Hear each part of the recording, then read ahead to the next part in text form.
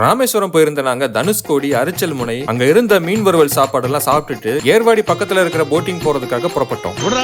அப்பவே மணி 2:30 இருக்கும். Dhanushkodi to Ervadi 100 kilometre. 4 மணியோட போட்டிங் க்ளோஸ். 80s படங்கள்ல வர்ற ஹீரோயின் கல்யாணத்தை நிறுத்த ஹீரோ ஓடி வர்ற மாதிரி கடைசி போட்டிங்கை நிறுத்த நாங்க சரசரன்னு போயிட்டு இருந்தோம்.